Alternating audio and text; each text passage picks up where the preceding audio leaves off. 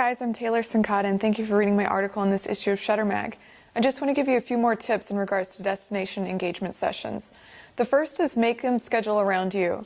So whenever we first started doing destination sessions, we would ask them, okay, what dates can you be there? Well, that becomes a cluster because they're obviously going to do what works for them, which is typically on a weekend, which doesn't work for us because we have weddings back in St. Louis on weekends. So the way that we work it is we give them specific dates and times that we're available in that city.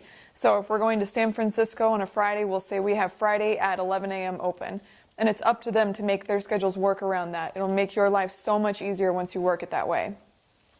The second is when there's a destination session, we're heavy on outfits and theme. So we're even more involved than we would normally be for a local session.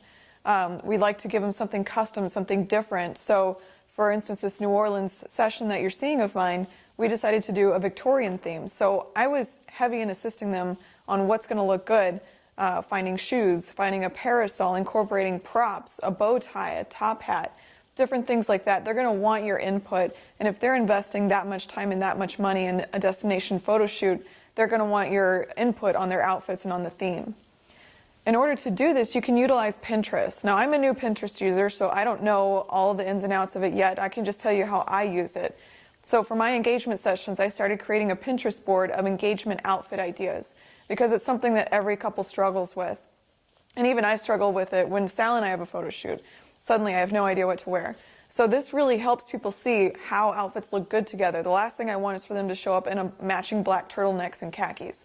So this is going to show them how colors coordinate, how patterns coordinate, and how they look good together.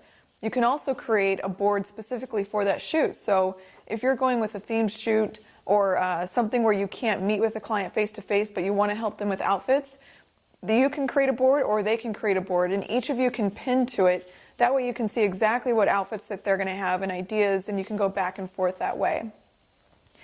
Another thing is when you're going from location to location, be smart about it. Be efficient with your time. Don't waste an hour of time driving from one location to the next.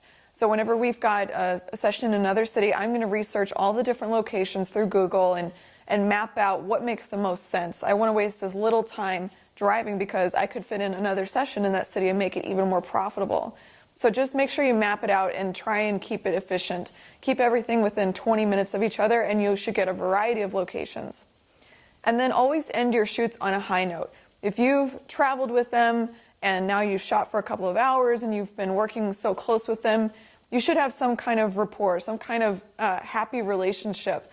And so make them feel special. Take them out for a drink afterwards or a cup of coffee.